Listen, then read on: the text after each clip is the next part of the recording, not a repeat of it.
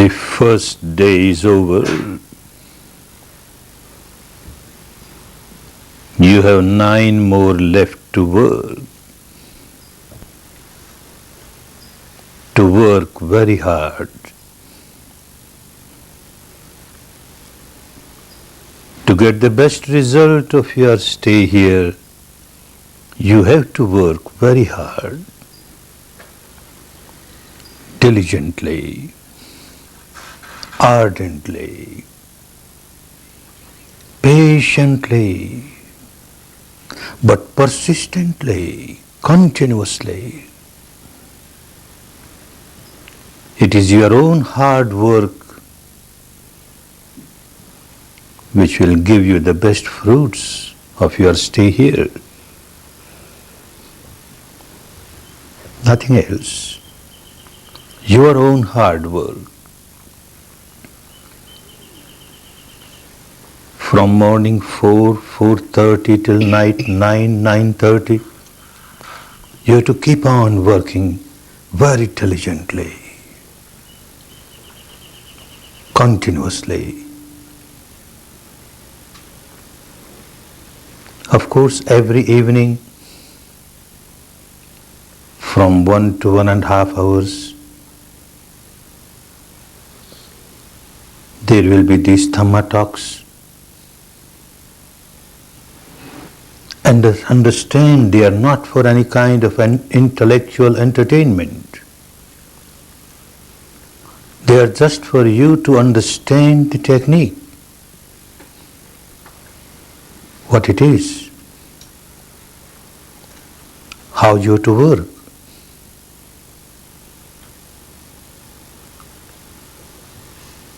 Without understanding the technique, although you may work very hard, very diligently, but you may not work properly.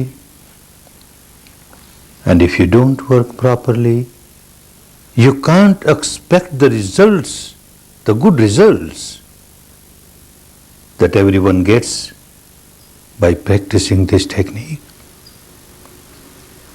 So these evening talks are to understand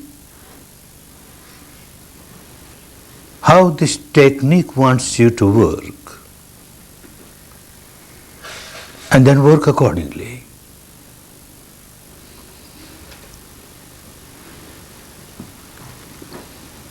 You started your work, observing respiration, the incoming breath, the outgoing breath, as it comes in naturally, as it goes out naturally.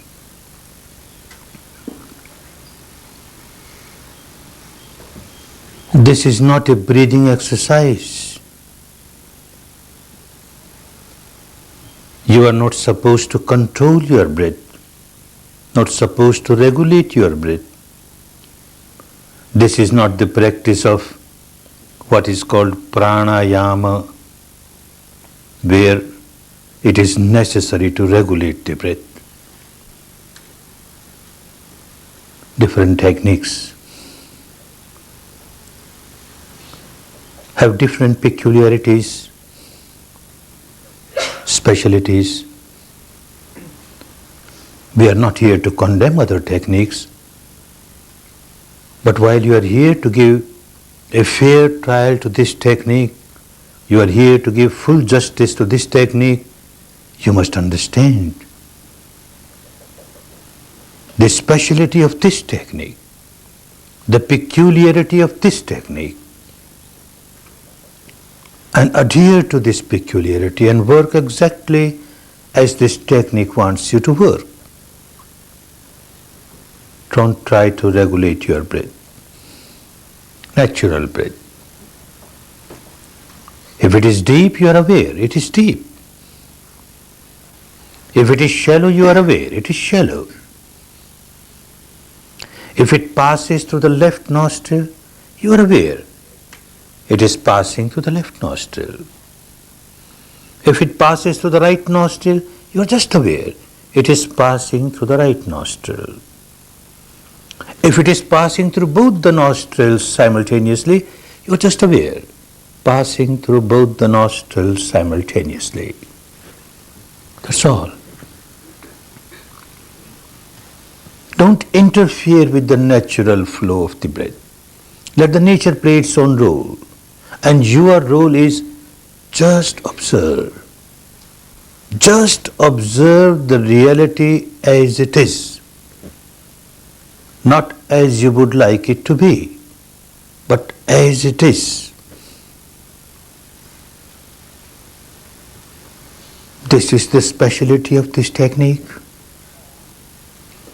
You start by observing the breath as it is. Pure breath, bare breath, nothing else but breath.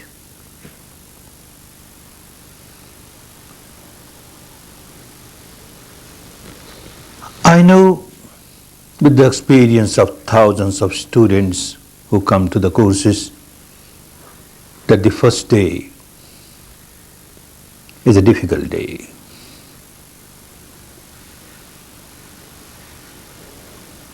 Some complain about pains in the leg or ache in the back or headache or this discomfort or that discomfort.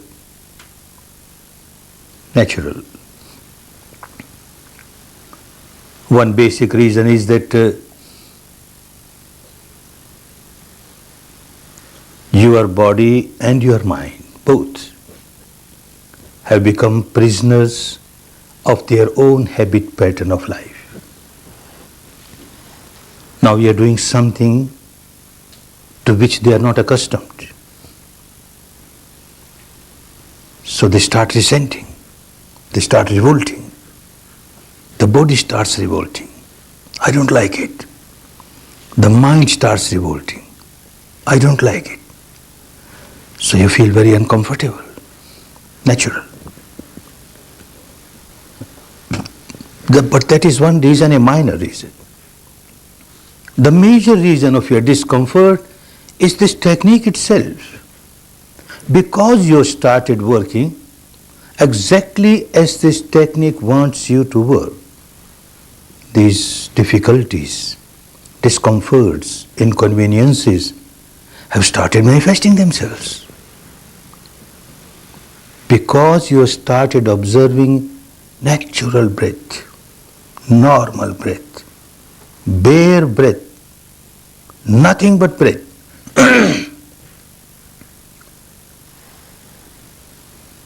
There are many techniques where along with the awareness of the breath, you are asked to recite any word mentally. Recite a word, a mantra, a phrase.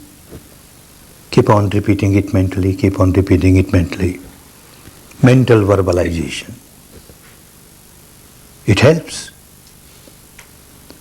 I know with my own experience, because I have passed through that process. And I also heard from many others who have this experience, and therefore I accept it, that if you add some word and start repeating it, any word, along with the awareness of breath, your mind calms down easily. It gets concentrated easily. Similarly, there are techniques where along with the awareness of the breath,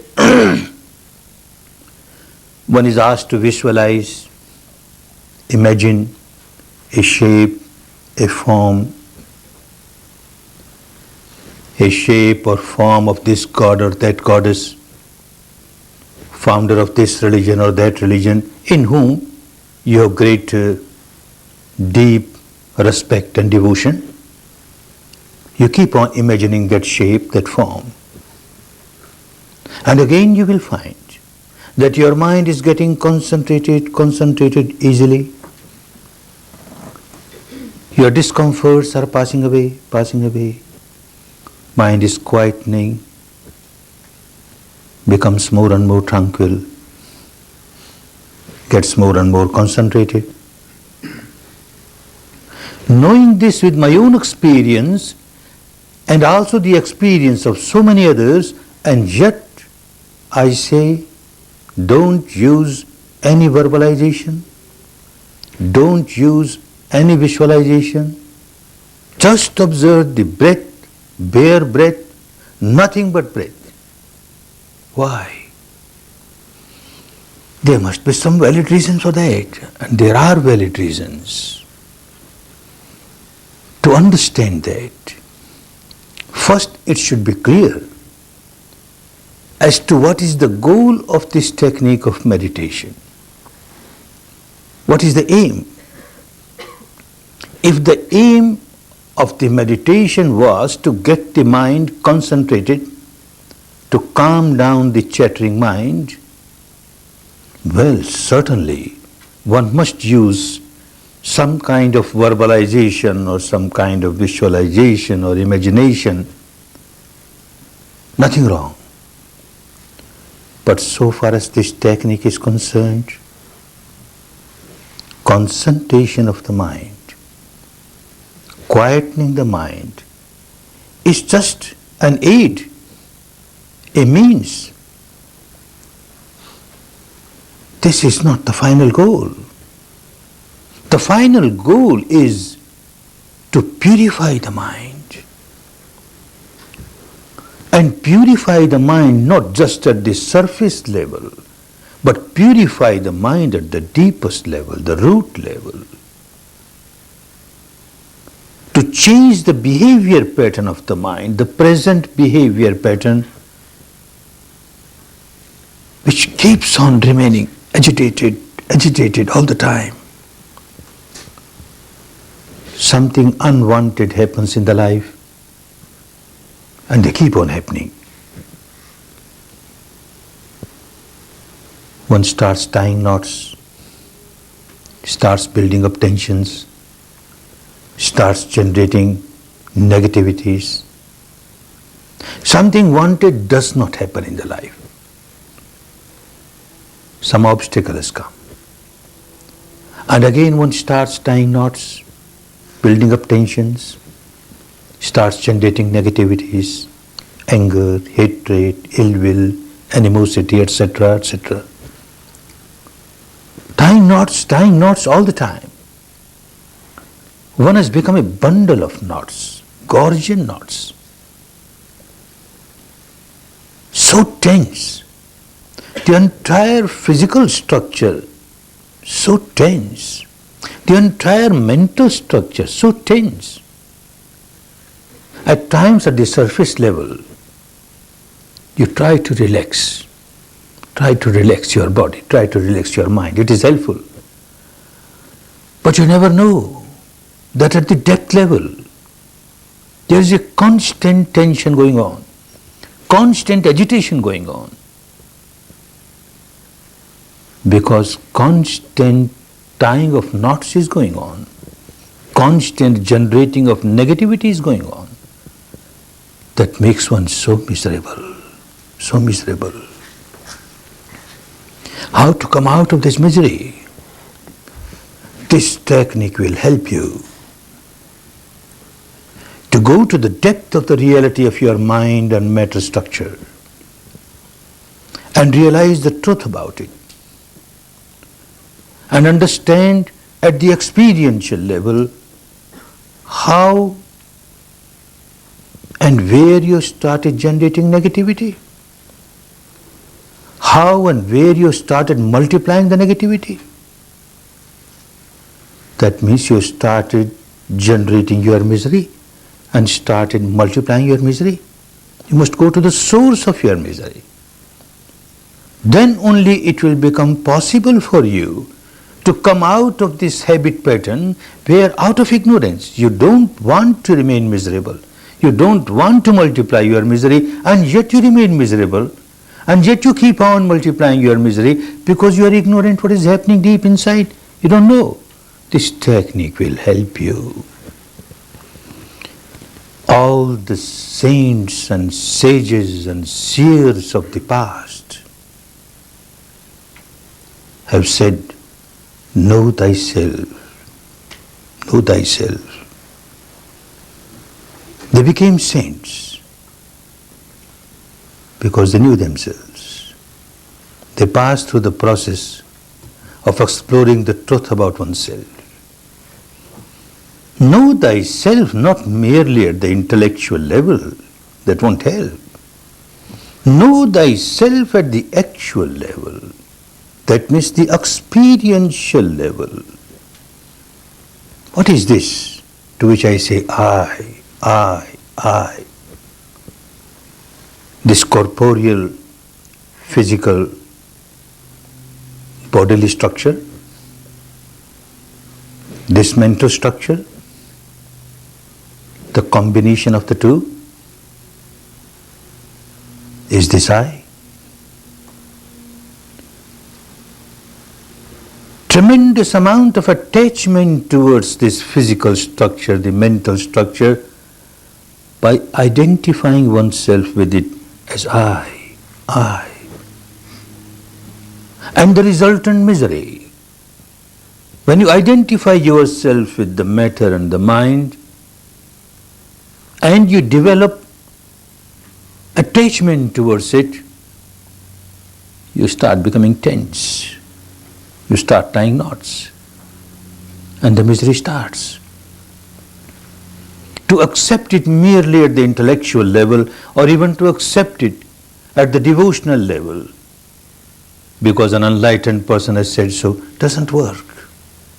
At the actual level, you have to explore the truth, the reality of your entire being, the mind, the matter, from the surface level, the apparent grossest level, going deeper, deeper, deeper, subtler, subtler, subtler, subtlest level. This technique will help you to explore the truth of the entire field of matter, to explore the truth of the entire field of mind at the experiential level. If someone wants to realize the truth at the experiential level, one has to work within the framework of the body, not outside. So the technique will help you to explore the reality within the framework of your own body. And respiration, the breath, will be a very important tool for you. Pure breath, bare breath, as it is.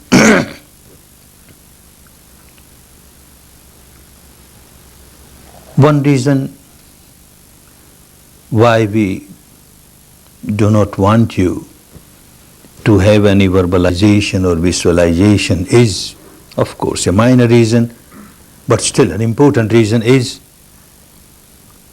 that when you verbalize, you generally use a name of this god or that god, this goddess or that goddess, founder of this religion or that religion. And then you get involved in a particular religion, in a particular sect. And the technique wants you to work at the level of universal truth. The entire technique is free from sectarianism, universal. If you use a vision, an imaginary vision, a shape, a form of this god, that goddess, founder of this religion, that religion, again, you get involved with a particular organized religion, a sect. Everyone cannot practice. Those belonging to that particular sect will practice that way. It won't be universal. Understand, our misery is universal. The malady is universal. When someone generates negativity, anger or hatred or ill will, passion, fear, ego, any negativity, one becomes tense. becomes miserable. This applies to everyone. When you generate anger, what label can you give to this anger? That now this anger which has arisen is a Christian anger, or this is a Jewish anger, or a Hindu anger, or a Buddhist anger, or an American anger, or an English anger, or a Russian anger. Anger is anger. And the misery that one experiences because of this negativity, again you can't label it a Hindu misery, or a Muslim misery, or a Christian misery, or a Jewish misery. Misery is misery, universal. The malady is universal. The remedy has to be universal. Sectarian remedy cannot help. Therefore, one very important requisite of this technique is that every step that you take on this path, from the beginning till the final, you reach the final goal, every step must be with the truth, the truth, the truth, the truth that you experience, the truth that you experience at this moment, like this, from moment to moment, from moment to moment. Whatever truth manifests itself within the framework of your body, the truth pertaining to this physical structure, the mental structure, you just keep on observing, observing, observing. This is universal. Same with everyone. Till you reach the final goal. Don't mix up with any belief or dogma or cult or philosophy of this tradition or that tradition, however correct they may be, however true they may be. The reality that you have not experienced is no reality for you. The reality experienced by an enlightened person, the Buddha, or say Christ, or say Muhammad, is the reality for those people, not for you. When you reach that stage and realize yourself, it becomes a reality for you, not till then. So work with the reality that you experience directly within the framework of your body, from moment to moment, from moment to moment. The breath that you are experiencing from moment to moment, breathing in. This is the reality of this moment. Breathing out, reality of this moment. If it is deep, it is deep. It is shallow, it is shallow. Then it is a universal object, not a sectarian object. You can't say the breath that is coming in is a Hindu breath, or a Christian breath, or an American breath, or a Russian breath. Breath coming in, breath going out. The object is universal truth. If you keep on working with universal truths, the technique is such, it will keep on taking you from very solidified, intensified, apparent truth of the surface level, and you will find how day to day, as you are here for 10 days, day to day, piercingly, penetratingly,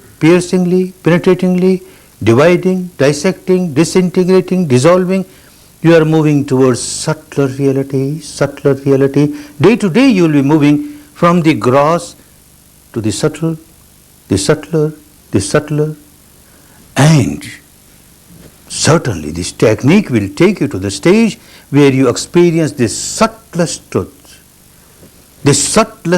pertaining to the matter at the experiential level, this subtlest truth pertaining to the mind at the experiential level, this subtlest truth pertaining to the mental contents at your experience level. And then a time will come when you have explored the entire field of mind and matter, you will be able to transcend that field and experience something which is beyond mind and matter. No words can explain what it is. It has to be witnessed, to be experienced, the ultimate truth.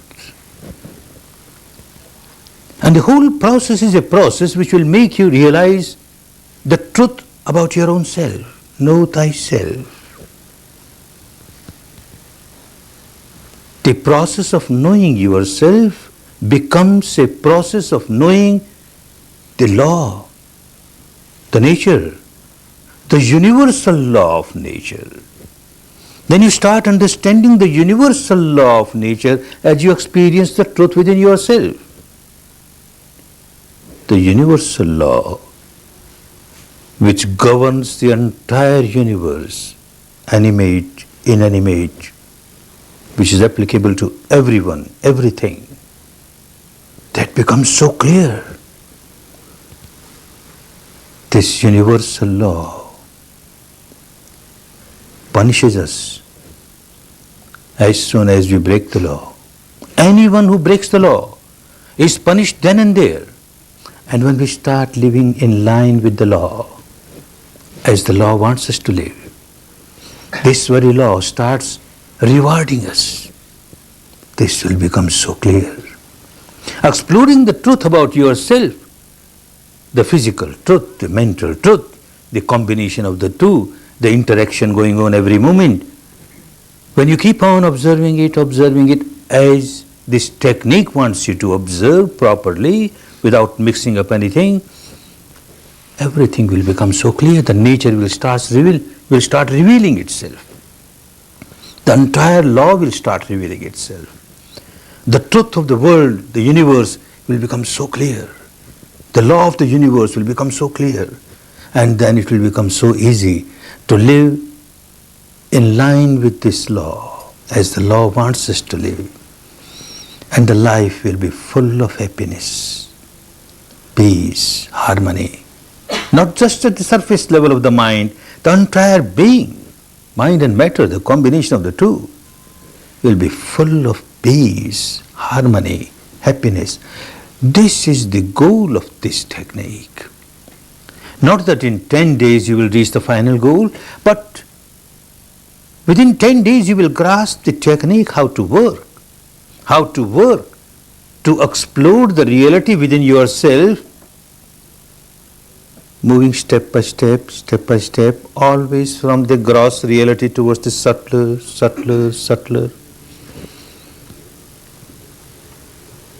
without mixing anything else with it. The truth as you experience from moment to moment. And for this, to start with, the breath is a very important tool. If you mix up some verbalization with it or visualization with it, as I said, the concentration will become very easy. True. But as your mind gets concentrated with the verbalization, with the visualization, you forget all about the breath. Your mind gets concentrated, you start experiencing peace at the surface level of the mind. Then the whole process of exploring the truth pertaining to yourself from the surface to the depth is lost, because the tool is lost. Bare breath was an important tool with the help of which you could have gone much deeper. Therefore, don't miss this tool, at least at this stage. Later on, you will get some more tools which will help you to go deeper. Now, breath is very important for you. Bare breath, pure breath. Like you want to explore the truth about your body. What one knows about one's body. One may have read books on physiology or anatomy, and might have seen charts, this or that. That doesn't mean that you know. You don't know at the experiential level. It is just an intellectual game. At the experiential level, you know so little about your body. You know something about the external organs, the limbs, the eyes, etc., how they work, how they function. They work according to your wishes, according to your desires, according to your commands. If you want your eyes to get open, it opens up, close, your hands raised, your leg move, whatever wish you have. According to that, these limbs, these organs outside, they start working. But how about organs inside? The heart, the lungs, kidney, liver, etc. They don't work according to your wishes, your desire, your command. If you give a command to your heart, stop beating, it won't stop. If you say you slow down, it won't slow down. If you want it to become fast, it won't become fast. You have no command over it. You have no control over it. What to talk of these big organs inside? The entire material structure, the physical structure, the corporeal structure is made up of tiny little atoms, subatomic particles. And every particle has some activity or the other. Every moment something is happening there. You are not knowing because you are not experienced. This technique will help you to experience that. But you have no control over that. It is just happening naturally. Oh, so you know something about this physical structure at the surface level, at the external level, where things happen intentionally as well as unintentionally. But you know nothing about things which are happening inside unintentionally. They are just happening. You have no control over them. The enlightened one found a tool with the help of which you start experiencing the reality within the framework of the body inside what's happening. This tool, the breath. Like someone living on this bank of the river, more or less knows about the reality of this bank of the river because this person has lived there, is living there. Someone else crosses the river and goes to the other bank of the river and returns and speaks very high of the other bank. Oh, wonderful, wonderful. And one feels like enjoying it, witnessing it. But one sits at this bank of the river with folded hands, moist eyes, choking voice, starts praying, craving, crying. Oh, other bank, please come here. Oh, other bank, please come here. I want to witness you. I want to enjoy you. I won't come there. You come here. Whole life this person may keep on crying. It doesn't happen. Can't happen. The only way for someone to witness the truth of the other bank is to leave this bank, cross the river and reach the other bank. So simple. You require a bridge which connects this bank with the other bank, with the help of which you can enjoy and witness the other bank.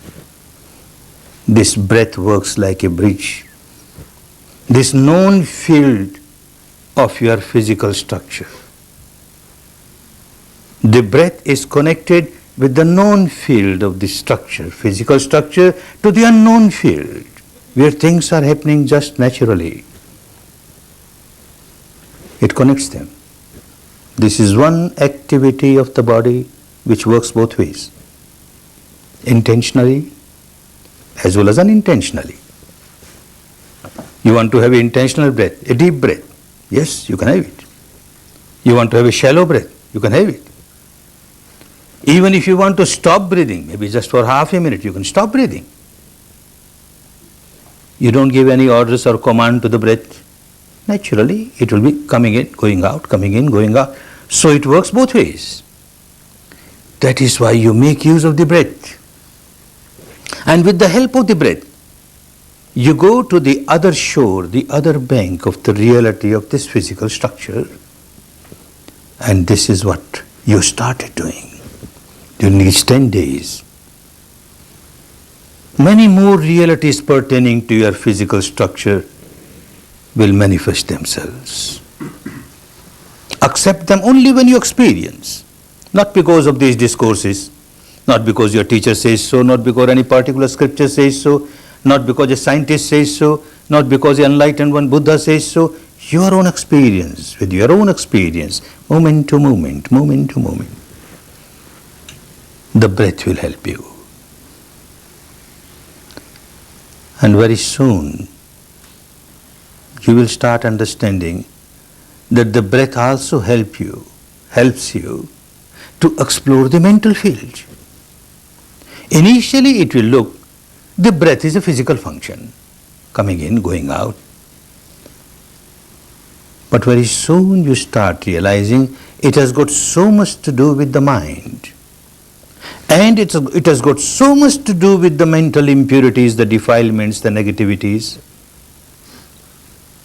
As you practice, you will start realizing then when your mind starts rolling in any negativity, anger, hatred, ill will, animosity, passion, fear, anything,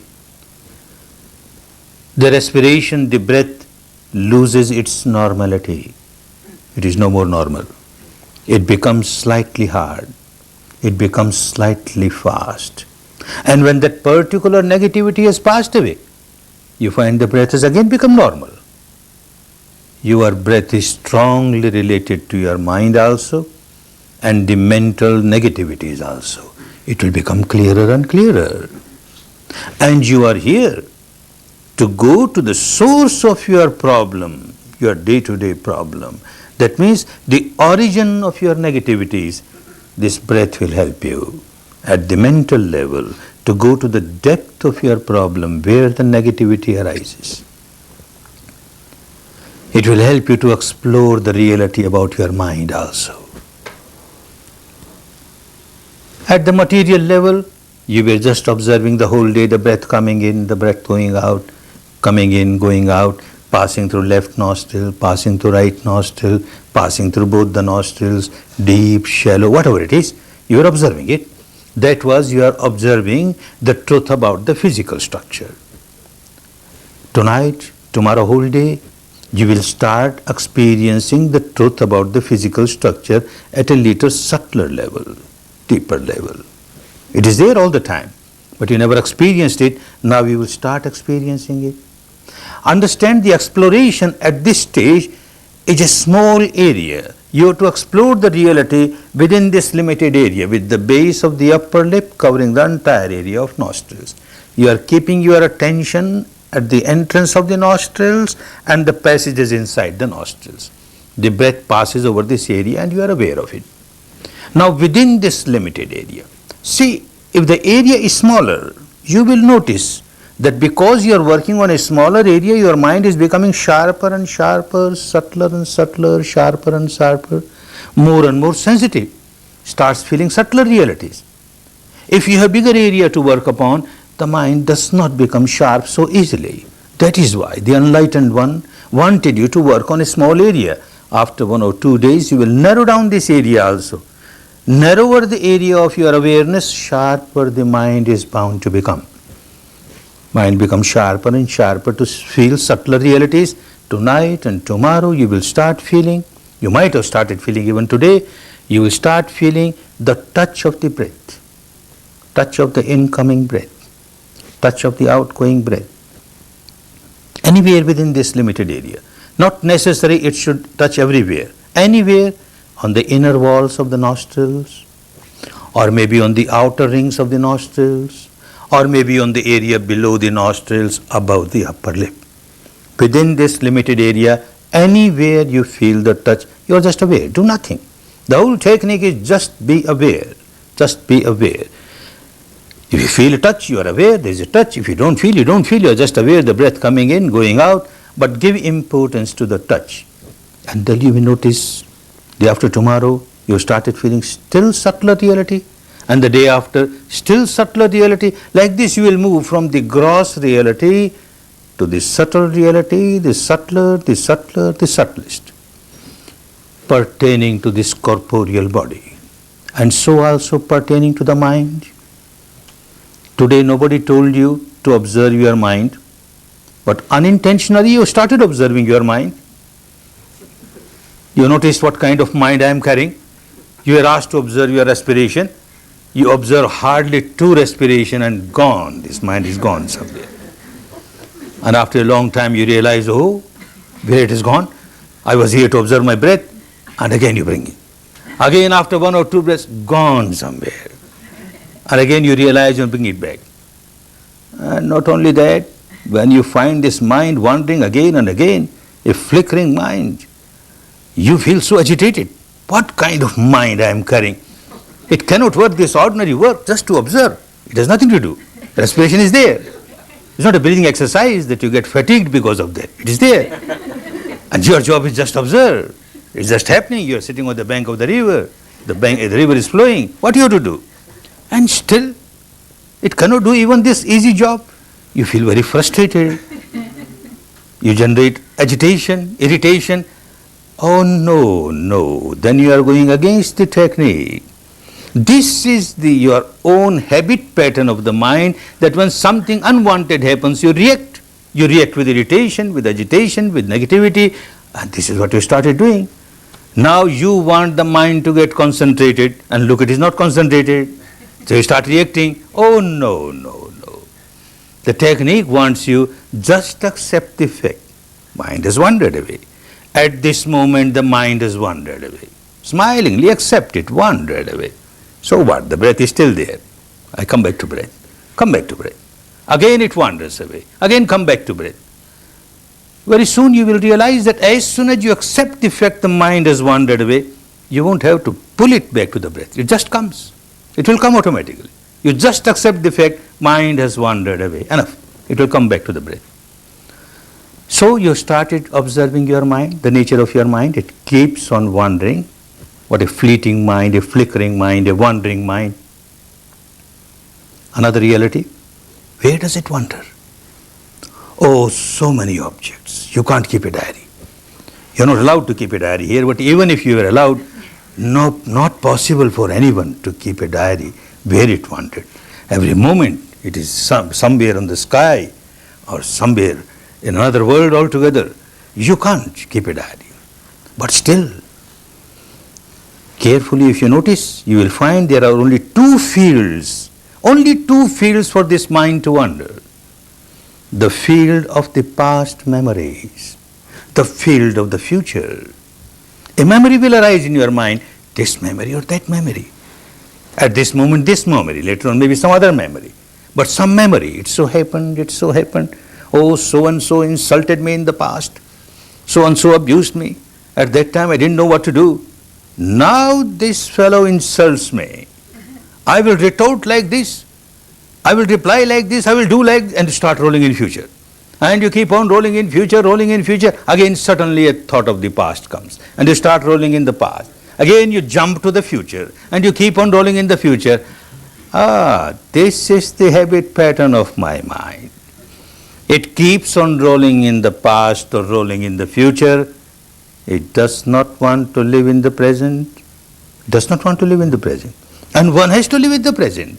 How can you live in the past? The past is gone forever. You cannot buy back the moment that has gone away. You cannot buy back it and relive, giving all the dollars of the world. Impossible. It's gone forever. And future is future. Unless it becomes present, you can't live. You have to live in the present. And look what sort of mind which does not want to live in present. Oh, that is the reason why it remains so agitated. It does not know the art of living. And the whole technique teaches you the art of living, how to live in the present moment. Even a few moments you get, when you are with the respiration, this is the moment, the reality of this moment, the breath coming in, the breath going out. And all other moments, when you were rolling in the past or in the future, was the result of the habit pattern of the mind. Another reality will become clearer and clearer. Well, it wanders in the past, it wanders in the future. What kind of thoughts? Again, two kinds of thoughts, two patterns. Pleasant, unpleasant. When it rolls in the past memories, the memory may be pleasant memory or unpleasant memory. When it rolls in future, the thought of the future may be pleasant or unpleasant. So either it is pleasant or it is unpleasant. Then you will notice that when it has started rolling in something pleasant of the past or of the future, then a part of the mind has started reacting. I like it. Wonderful. This should happen again and again. Oh, wonderful. Wonderful. This liking, it turns into craving. And it turns into clinging. And you don't know how you have lost the balance of your mind. You have become unbalanced, you become miserable because you started craving, you started clinging. Similarly, when the mind starts rolling in a thought, unpleasant, of past, of future, you will notice a part of the mind will start reacting, I don't like it, I don't like it. And this don't like it very soon turns into aversion, hatred. And again you notice you lost the balance of your mind, you become very agitated. This is the present behavior pattern of my mind. It keeps on reacting with craving, clinging, aversion, hatred, which in the language of the days of Buddha was raga, craving means kraga, and dvesha, aversion. So all the time craving, aversion, therefore all the time agitated. Why this craving? Why this aversion? Because one does not know what is happening deep inside. A surface level of the mind remains busy with the outside objects, and one does not know the depth of the mind where craving arises, where aversion arises, where agitation arises, where misery arises. This is what is called ignorance, moha, and also moha, ignorance. The mind is so ignorant. At times you will notice how ignorant the mind is. A thought arises in the mind, past or future, doesn't matter, pleasant or unpleasant, doesn't matter. A thought has arisen in the mind. And before even one sentence is over, some other thought has started. And before one sentence is over, some other thought has started. Irrelevant thoughts. There is no sequence of thoughts. And this is madness. What else madness can be? When you say somebody an insane person, a mad person, this person is mad, this person is insane because this person has no sequence of thoughts. An example. An insane person, hungry from last 4 days, you feel compassionate, you offer him a plate full of food. Very happy, he sits down because he is hungry. He takes just one morsel of the food, and before this morsel reaches the mouth, his thought pattern has changed. Now he starts thinking, I am in a bathroom, I am taking bath, and this is a soap cake. Starts rubbing it on his body. And before that is over, another thought starts coming. This person who has come is my enemy, and he has come to kill me. And before he kills me, I should kill him. And how to kill him? Oh, these are the hand grenades. I throw, and he will be dead. Throws away whole food. This is a mad person, insane person. He has got no sequence of thought. Everyone will realize how insane one is. You got no sequence of thoughts. One thing starts and then suddenly something else will start and then suddenly something else will start. Madness. And this is called moha, ignorance. One ignorance is that you don't know what is happening. One ignorance that there is no sequence of your thought. Well, even if there is a sequence of thought, you don't know how you are generating negativity in your mind and how you are generating misery. This will become clearer and clearer at the experiential level as you go deeper, as you go deeper. The interaction of the mind and the matter will become clearer, clearer, clearer. And you have to work for that. Work in the way that this technique wants you to work. Then the work will become easy. Not to condemn any other technique. Whatever you were practicing in the past, don't condemn it. You were involved in rites or rituals or religious ceremonies, don't condemn. But for these 10 days, you have come here to give a fair trial to this technique, to get best result of your 10 days, to give 10 days of the life. For a householder, it's not easy. Multifarious responsibility of the householder, and to leave all that aside, and then just come here to explore what is this breath and what is this body and what is this mind. What's the purpose? A very important purpose which helps you to learn the art of living, how to live peacefully and harmoniously, peace and harmony within, and how to generate nothing but peace and harmony for others. Now when you generate negativity, you become miserable. Everyone who generates negativity bound to become miserable, and one does not keep this misery limited to oneself. When you generate negativity and become miserable, you start throwing this misery on others. You make the entire atmosphere around you so tense. Anyone who comes in contact with you at that time becomes tense, becomes miserable, This is not the proper way of life. The art of life is missing. And Vipassana will teach you the art of life. A way of life, a proper way of life, a code of conduct. How to live peacefully and harmoniously within. And how to generate nothing but peace and harmony for others. And that is possible only when you explore the truth of the nature, the present nature of your own mind and matter, the nature of the law of the universe. All that has to be experienced. Then you will find a change has started coming in you, a change for better, for which you have to work hard. And for that, there are certain important advices, some warnings for you, so that you make best use of your next 9 days. One very important thing is that this is a very serious job that you are doing. It is actually a deep surgical operation of your own mind. Deep surgical operation. And when you do deep surgical operation, very deep-rooted complexes start coming up on the surface. Natural. When you cut open the wound, the pus starts coming up on the surface. It is for your good. But the whole process of cutting the wound and taking the pus out is unpleasant.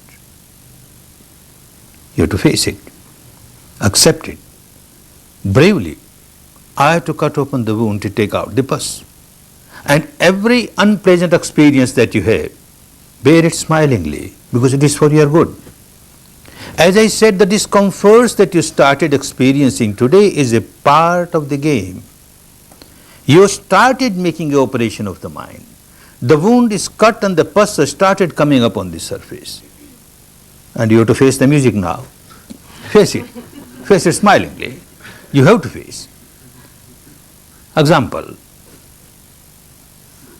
Back in the East, when a housewife prepares food, they use the fireplace using charcoal, the burning charcoal. The food is cooked. And now this fire is not needed, and they want to use this charcoal again for the next cooking. To extinguish the fire, they take handful of water and throw on those burning charcoals. The nature of the charcoal, hot, so hot, burning hot. Nature of this water, so cold. As they come in contact, this cold, this hot, great impact, great reaction. And there is a great reaction, chung. There is a sound of chung comes there. You throw another handful of water. Again chung. You keep on throwing handful of water, chung, chung, chung, till the temperature of the charcoal has come in line with the temperature of your water. It is no more hot. Then you may throw a bucket full of water. No chung. So understand, this is chung of your body. That moment, maybe you are working for 1 hour. You will have maybe one moment when your mind is just with your breath. Coming in, going out, reality of this moment. There is no ignorance, this is the truth, there is no imagination involved, and no craving, no aversion. When a breath is coming in, you don't start craving, I want more breath, more breath. It is there, no use craving. And when the breath is going out, you don't start saying, I don't want breath, It is going out to come back, it goes out to come back. You just remain equanimous, you just observe. That particular moment when your mind is just equanimous, observing the truth as it is, without ignorance, with the reality, without craving, without aversion, is a wonderful moment. That moment, part of the mind is so pure, but still you got so much garbage deep inside. And all that impurity and negativity that you accumulated at the depth of your mind, this purity of this moment comes in contact with that impurity, big explosion, a volcanic explosion, a big chung. And that comes up on the surface, a pain in the leg and pain in the back, a pain in the head, oh so much discomfort, I better run away, this is not good for me, and all those things bound to come. Make a strong determination. This is the operation of my mind. When you have a physical operation, the operation is performed by a surgeon outside, somebody else. and you are kept in anesthesia, you don't know what's happening. But here, you have to make your own operation. No anesthesia. And you have to face everything that comes up now. Be brave. Face it. It is for your good. That is how you start changing the behavior pattern of the mind. Face it. And develop the strength of the mind. Because no anesthesia is involved. You have to develop this quality, strength of the mind. One strength of the mind is that I will observe all the rules, the regulations. Like you enter a hospital, all the rules of the hospital you have to accept. Like similarly, you have come to a hospital. Don't say mental hospital. You have come to a hospital to some extent, yes. You are here to purify your mind, make it a healthy mind. You have to observe all the rules, all the rules. One rule is 10 days you are in a prison, you can't go out. You can't go out. People who come to the course before they join the course, they are asked, are you prepared to stay for 10 days? And when they come to the course again, they are shaken. Are you prepared? Look, read these rules, sign up. Are you prepared? And then again somebody gives a small talk. Are you prepared? You have to stay for 10 days. And yet, with the experience of so many people and so many courses, we find, not all, but some who are a bit weak-minded, as the first day goes, the operation is started. The second day, there's agitation. One feels like running away. Oh, this is not good for me. Some other time. I'll come some other time. And wants to run away. No. Then again on the fourth day, another deep operation starts. And the fifth day goes deeper. By the time one reaches the sixth day, again, this agitation will start in the case of some. I want to run away. I want to run away. The second day, the sixth day, maybe on some other days too, but the second day, the sixth day, big agitation. Face them. Face these agitations bravely with a determination. I am here for 10 days. I have to take out this garbage from deep inside. All the pus of my wound should come out. It is unpleasant, but it is good for me. I will face it. As you go to your hospital where a surgical operation of the body is going on, you have half the operation, then you say the surgeon, no, enough. Now I'll come again and have it operated. Nothing doing, the surgeon won't allow. So also the surgeon here won't allow. No teacher will allow you in the midst of the course to go away. So have a strong determination that I won't go away, let anything. Another strong determination that I will abide by all the rules, especially the timetable. I am supposed to be in the hall at 8 a.m. I must be here couple of minutes earlier. 8 a.m. I am sitting cross-legged. I've started my meditation. You come gossiping, talking, lingering, saying here, saying there, and reach 10 minutes late, 15. This doesn't work. 8 o'clock, 8 o'clock. You must start at 8 o'clock. Time is very important. Every minute is so precious for you. And then, meditation period. You have to meditate. 8 to 11, meditate. Not that now there is time, I have sat for 1 hour, enough, now let me wash my clothes, let me take a bath, let I do this. Oh, nothing doing. Meditation period, meditation period. Strong determination. Another strong determination, 3 times a day. Morning 8 to 9, afternoon 2:30 to 3:30, and evening 6 to 7. You are in the hall. Let anything happen. I make a determination, I won't go out of the hall. I may keep on changing my posture, doesn't matter. Later on, after 3-4 days, you won't even change the posture. Don't get frightened by that now. Now at this stage, you can change the posture, but remain in the hall. This will give you the strength of the mind. Your determination helps you, a strong determination. Another warning, that you are asked to lie down, take rest. Whenever you feel very tired, in your residential quarters, you take rest. You are lying down, and you are told not more than 5 minutes.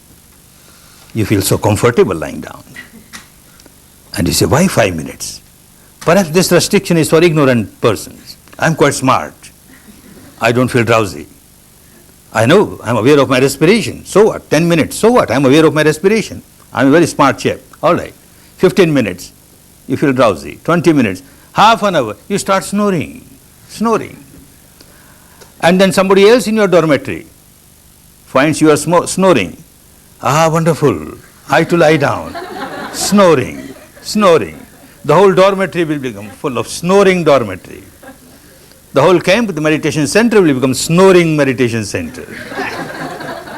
You are here to remain awakened, alert, all the time, every moment, not more than 5 minutes. Sit more and more, work in a sitting posture. More and more work in a sitting posture. Another risk, another danger. Work inside at this stage. Work indoors. If you sit and meditate outside in the open sun with open air, not healthy. Later on, of course, a Buddha becomes Buddha sitting under a tree, open sky. But that requires a lot of maturity in meditation. At this stage, if you sit outside during meditation hours, the breeze that touches your nostrils or the area below the nostrils will not allow you to feel the subtle touch of your own breath. So don't sit outside. During recess periods, all right. Or even with closed eyes, there is a light on your eyes, closed eyes, and you can't go deeper because of that. So always work inside. That is a very important thing for you. And then another danger. Now staying here for 24 hours, you have come to know that there is no dinner here. And 11 o'clock when you are in your queue for your lunch, then you think of your dinner. No dinner here. I am accustomed to take one full plate in my lunch, one full plate in my dinner, and I am not getting dinner here. I better take my dinner now. 2 plates. One for the dinner, one for the lunch. And my teacher keeps on saying, you have to fight out your own battle, you have to fight out your own battle. I must be physically strong to fight my battle. 3 plates. Dangerous. You can't meditate. Impossible. If you are accustomed to take one full plate in one meal, take 3/4. 1/4 of your stomach should always remain empty, 24 hours. Then you can meditate better. Don't fill it. Overfilling is out of question. Don't fill it. Keep 1/4 of the stomach empty. This will help you. Another warning.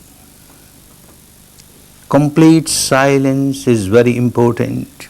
Very important. You have seen your mind working for one day. What a chatterbox it is. Keeps on chattering.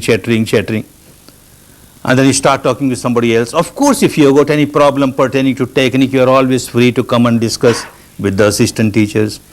Any real problem pertaining to management, you can have a few words with the management, but amongst yourselves, no talking. No communication even at the level of glances or gestures. Just remain within yourself. That the reality within yourself is so important for you. You have been extrovert the whole life. Now you learn how to observe the truth inside. If you start communicating with the fellow student, then you started creating problem for you. This chattering mind gets some more food for chattering. You talk with somebody and then you sit for meditation. All those thoughts will keep coming in your mind and this will churn your mind, and so many thoughts related or unrelated will start coming up. It becomes a problem for you. Not only a problem for you, a problem for that person also with whom you talk. When you talk, you can't talk with the air, you can't talk with the walls, you can't talk with the trees. With whomever you talk, this is a meditator. And you give some more chattering food to this person also. All right, you keep on chattering for some time. You created problem for others. You created problem for others, other meditators. 2 of you start chattering and that noise disturbs so many students. No talking, complete silence, and you will know the benefit of this silence.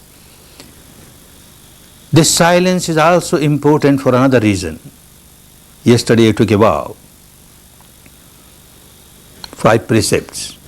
Very easy to observe other precepts, not to kill, not to steal, not to have any sexual activities, etc. But not to speak lies.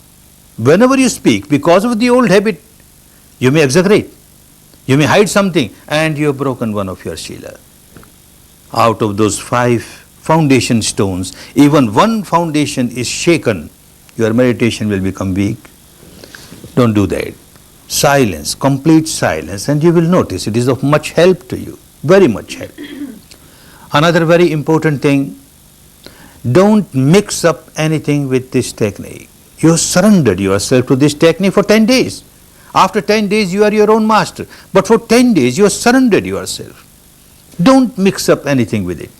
I read something there in this way, Vipassana, these people say Vipassana is like this people say Satipatthana is like this, or my tradition says meditation of this type, or this verbalization, this visualization, this imagination.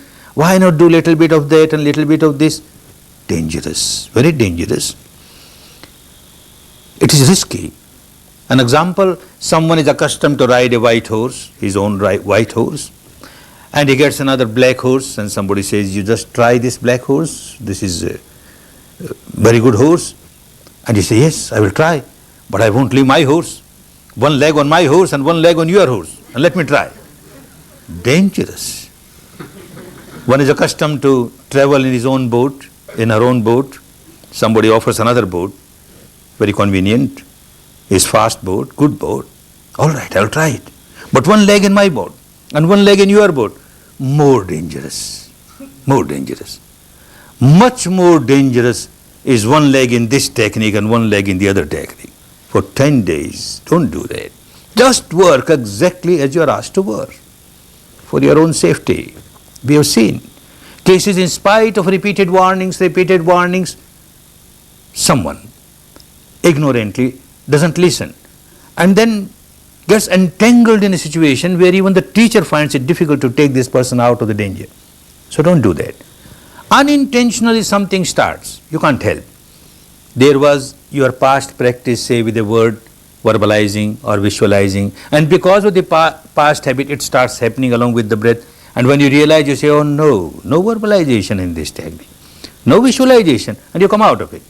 Again it starts, again you come out of it, nothing wrong, no danger. But intentionally you start mixing up, then it gets so much churned deep inside, it will create difficulty.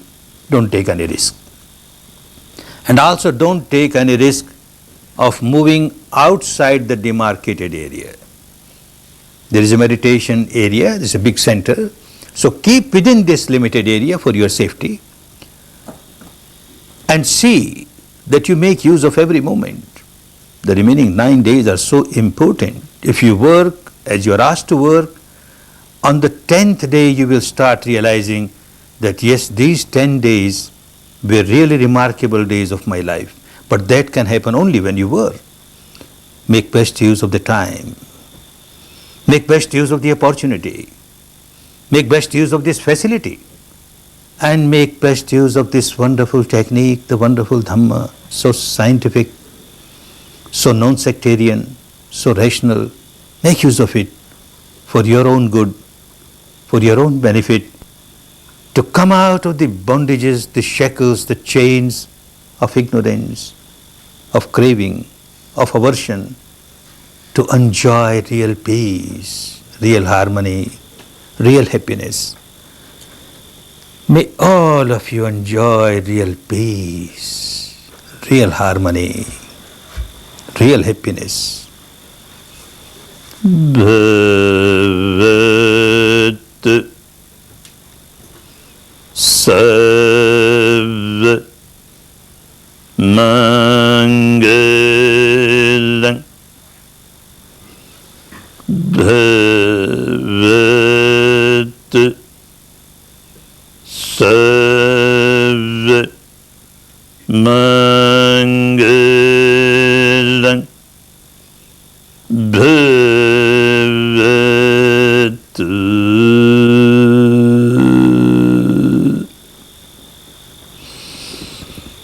Sarva Mangalam.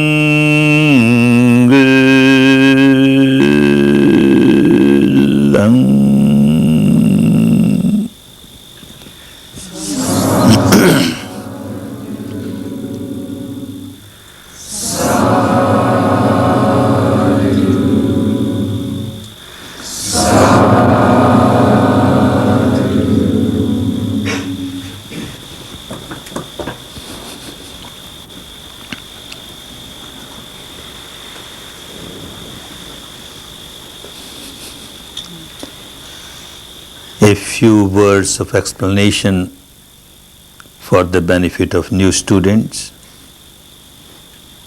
Just now you noticed, and you will be noticing again and again, where you heard me chanting 3 times these 3 words, Bhavatu, Sabba, Mangalam. And the old students giving the response saying Sadhu, Sadhu, Sadhu. Don't take it as a rite or a ritual. Understand what it is. According to the technique of Vipassana, as one keeps developing in it, whenever one performs any wholesome action, which is good for oneself and good for others, at the physical level or vocal level or mental level, when one finishes that particular wholesome action, one develops love and compassion and goodwill for others. May this wholesome action of mine result in the good of others. So, Bhavatu Sabba Mangalam, may all be happy, may all be happy, may all be happy. Then those who listen, they also generate and develop this quality of love, compassion and goodwill.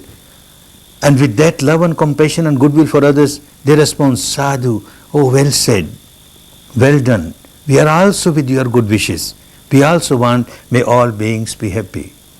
If you develop this kind of positive feeling of love, compassion for others, then say Sadhu, Sadhu, Sadhu.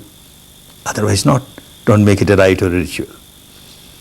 Now you may take rest for about 5 minutes and then you start again. Take rest for about 5 minutes.